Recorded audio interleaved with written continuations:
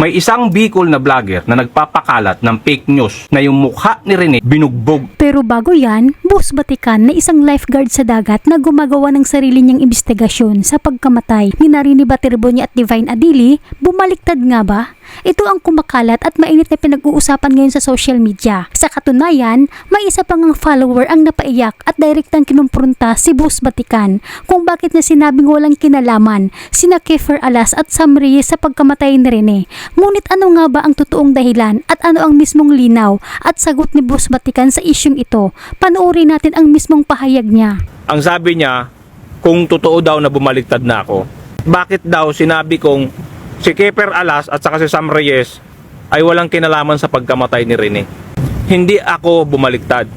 Dinidibang ko lang. Ayan ang malinaw at direktang sagot ni Boss Batikan ukol sa mga kumakalat na balita ngayon sa social media. Kung ating matatandaan, si Boss Batikan o mas kilala bilang si Kuya Lifeguard ay isa sa mga naglalakas loob na gumawa ng sariling investigasyon para lumabas ang totoong nangyari kina Rene Baterbonia at Divine Adili noong June 8 sa Aurora. Pinaglaanan talaga ni Boss Batikan ng oras, panahon at pagod ang pagpunta sa mismong lugar para makatulong sa pamilya ni Rene Baterbonia at Divine Adili. Lalo't napakalayo ng kanilang pamilya at mahirap para sa kanila ang magpaikot-ikot sa investigasyon. Kaya lang, sa kabila ng kayang tulong, isinishare lang naman niya sana ang mga impormasyong nakuha niya batay sa ebidensya. Pero dahil hindi nagustuhan ng ilang taga-subaybay ang kanyang mga inilabas na detalye, agad siyang pinagbintangan na bumaliktad at nabayaran na. Yung kredibilidad ko, yung prinsipyo ko, hindi ko ipagpapalit sa pera at lalong-lalong hindi ko ipagpapalit sa views at sa followers. Kahit isang tao na lang ang naniniwala sa akin, maninindigan ako sa katotohanan. Isa rin siya sa mga aktibong nagwawasto at nagdedebunk ng mga fake news sa internet para hindi malihis ang usapin at makuha ang totoong hustisya ni Rene Baterbonia at Divine Adili. Kaya naman, narito pakinggan natin ng buo ang kanyang pahayag sa video na ito. Magandang araw mga boss. May tumawag sa akin followers through Messenger. Umiiyak. Ang sabi niya, kung totoo daw na bumaliktad na ako, bakit daw sinabi kong si Kiefer Alas at saka si Sam Reyes ay walang kinalaman sa pagkamatay ni Rene? Hindi ako bumaliktad. Dinidibang ko lang. Kasi di ba boss, ito yung dinidibang ko kanina. Dinidibang ko lang yan.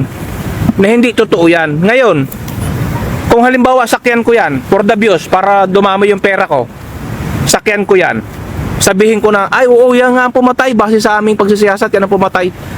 Lumabas yung ebidensya na hindi sila ang pumatay. Anong gagawin ko? 'Di ba? Yung kredibilidad ko, yung prinsipyo ko, hindi ko ipagpapalit sa pera at lalong-lalong hindi ko ipagpapalit sa views at sa followers. Kahit isang tao na lang ang naniniwala sa akin, maninindigan ako sa katotohanan.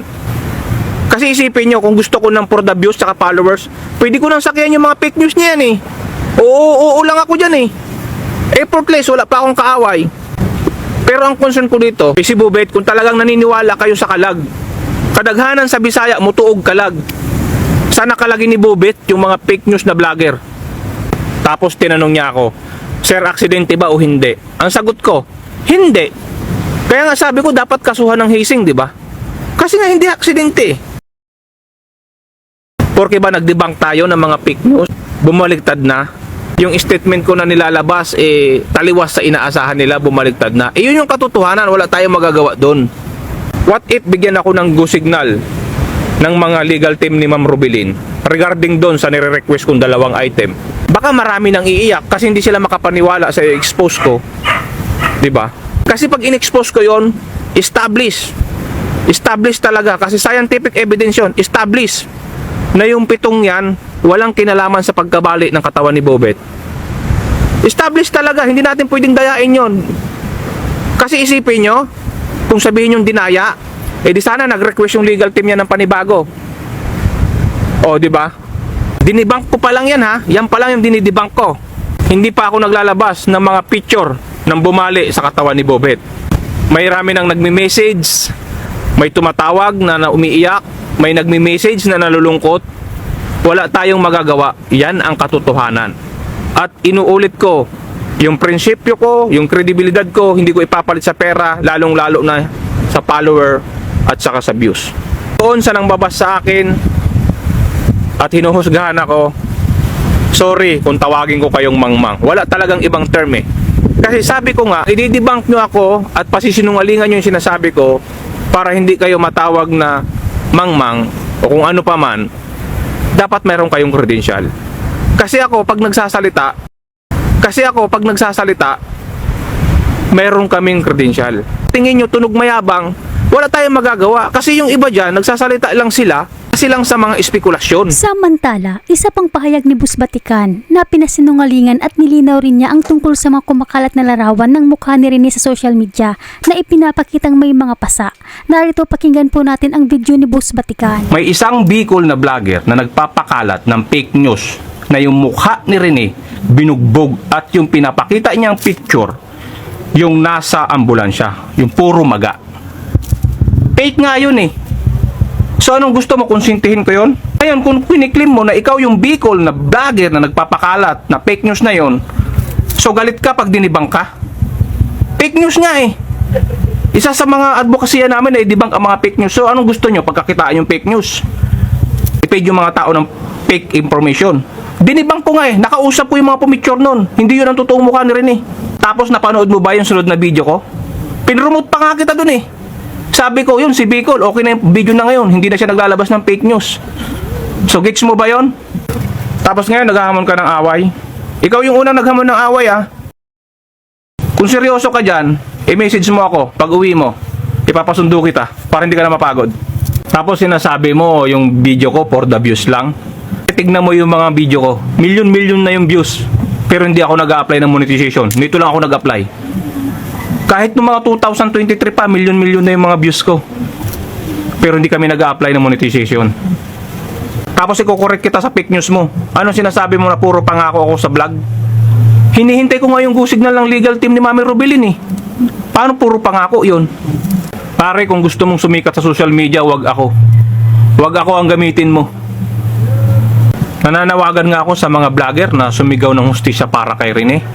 Basta wala lang fake news. Kasi nga iba ang nagiging epekto niyan, yung fake news. Iba ang nagiging epekto sa mga mamayang Pilipino. Tapos ikaw nagre-react ka doon sa dinibang kong video na fake news. Fake news nga yun eh. Oh, ano magagawa natin fake news yun? Hindi mo matanggap na mangmang ang mga vlogger na nagkakalat ng fake news. Okay lang magkamali. Walang taong perpekto. Pero iba yung fake news. Minsan kami nagkakamali yung team namin. Mayroong discrepancy. O sinasabi namin, discrepancy to ah. Pero hindi kami nagkakalat ng fake news. Pag mayroon kaming discrepancy na nilabas, binabawi namin kaagad yun. Kasi may discrepancy. Pero kayo, yung mga fake news, hanggang ngayon, kumikita pa. Tapos ngayon, away ang gusto mo. Violente ka ba? Kung violente ka, hindi mo kailangan magpagod, brother. PM mo lang ako, hindi mo kailangan magpagod. Yun lang mga boss, ang gusto ng aming team ay totoong hustisya lamang, walang personalan. Isa pang netizen na naghahanap ng katotohanan sa tunay na sitwasyon ni Rene Baterbonia at Divine Adili ang nanawagan na itigil na ang pagpapakalat ng maling impormasyon. Anya, mas lalo lamang nitong ginugulo ang usapin. Narito pakinggan natin ang kanyang pahayag. Tigilan na po natin ang pagpapakalat ng fake news. Nakaka-apekto po tayo sa mga audience, sa mga followers natin. Especially po sa family Baterbonia. Kawawa naman po sila.